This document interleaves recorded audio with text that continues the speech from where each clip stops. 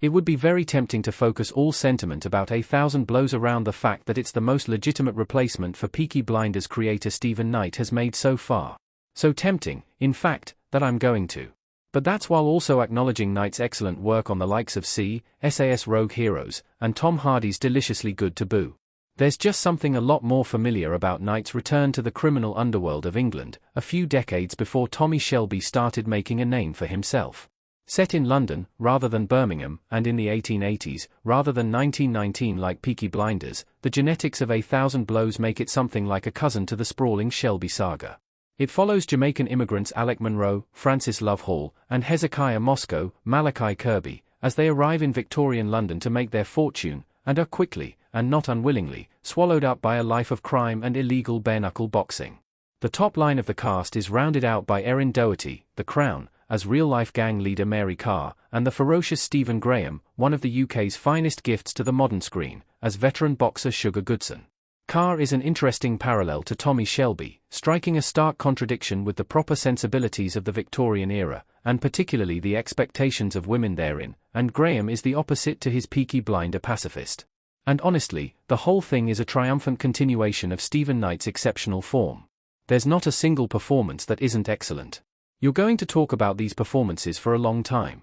There's not really a main character in A Thousand Blows, because focus shifts between Hezekiah Moscow and Mary Carr, with a fair amount of time devoted to Sugar Goodson, too. Hezekiah is the Oliver Twist stand-in, brought to London to find his fortunes, and almost immediately ensnared by criminality.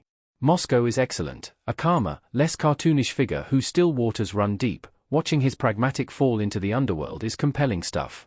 As the young princess and in the first seasons of The Crown, Erin Doherty was a revelation.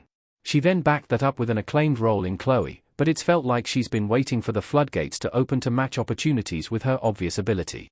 That will now assuredly happen, because Mary Carr is as captivating as Tommy Shelby ever was. Just as complex and haunted too. She's arguably more like a cross between Fagin and Nancy from Oliver Twist, with an edge of Bill Sikes' violence. When Stephen Graham arrived in Peaky Blinders, he did so with uncharacteristic restraint as a man of words and not violence.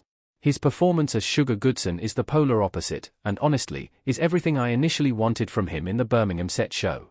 He is absolutely terrifying in the same way as he was in his breakout role as Andrew Combo Gascoigne in Shane Meadows' This Is England. In that respect, he's a lot like Arthur Shelby, and crucially, he also balances his hair-trigger potential for violence with something deeper. That's the case for each of the main characters. Hezekiah's traumatic origin story is told at times through flashback, while both Sugar and Mary wear their childhoods as very obvious scars. For all three, there's a subtle brilliance to how their outward bravado and aspirations of betterment threaten to be undone by the ghosts of their past. And a lot of the time, you get that solely from physical performance details. Honestly, I can't say enough about how great they are. Like Peaky Blinders, A Thousand Blows packs British talent in even minor roles. The excellent Ashley Walters turns up, along with Billy Elliot's dad, Gary Lewis, 9 Songs' Kieran O'Brien, and stand-up comedian Tom Davis, usually a gentle giant whose size here is way more an expression of violence. All are used sparingly and brilliantly, and this feels like a real showcase of British talent. Nods must also go to Daniel Mays, who plays a somewhat peripheral figure, but is typically excellent, as he is in everything he appears in, and Jason Tobin, the most reluctant of the story's participants as a Chinese hotel owner who plays the moral heart of the piece. His facial expressions alone make this worth watching. Go on then, let's compare it to Peaky Blinders a bit more. A Thousand Blows fills the historical British gangster vacuum well. Malachi Kirby as Hezekiah Moscow in A Thousand Blows. Peaky Blinders wasn't so much a great TV show as it was a cultural reset, particularly in the UK. If you went to any pub or bar for a good 10 years after Tommy Shelby first arrived, and you'd see not only his outfits, including razor-free flat caps, but his severe haircut sported with comical frequency. A Thousand Blows doesn't have that, because the Thousand Elephants have a completely different, and less convenient, aesthetic, but it does boast the same sort of perverse romantic dream of a grubbier part of the UK's history. Like Peaky Blinders, the show is true story adjacent, with history adapted purely only when it serves the story, and that's absolutely fine by me. For all of its exceptional storytelling, Peaky Blinders did one thing wrong, broadening the scope beyond the Shelby's community. As Tommy's world grew, we lost some of that intimacy. A Thousand Blows starts more like a Gangs of New York setup, distilling the grand scale of London down to what feels like a single square mile. That allows the directors to create a look that feels like a stage set, with Sugar Goodson's pub at its center.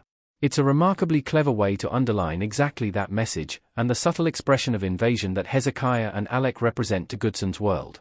Weirdly, the show is essentially a heist story without the conventional gloss of that genre, with several threads of active and background stories leading to immaculate world-building. It's quite busy, admittedly, but the web of threads tie together very well. If there's one cost to this, it's that some of the more interesting minor characters are a little sidelined. Final thoughts on A Thousand Blows. If you take nothing else from this review, watch this show.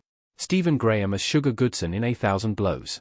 Whether A Thousand Blows manages the same cultural impact as Peaky Blinders did out of the gate is less certain. Hulu shows always seem to have a glass ceiling, but there's no doubt the show demands, in fact, attention. The characters are as instantly compelling in the way that sprawling HBO dramas manage, the performances are very, very good, and the story hurtles along wonderfully. I'm torn between what the biggest selling point is, whether it's Erin Doherty's multifaceted performance, or Stephen Graham's personification of a walking landmine, primed to go off at any time. In the end, I think it's Malachi Kirby's performance as Hezekiah that deserves it. All three are excellent, but Kirby is newer as a character type to the Night universe, and bolder as a result. And if you care less about performances, and more about story, the show does not deliver. For all the comparisons in here to Peaky Blinders, A Thousand Blows is excellent for its differences too.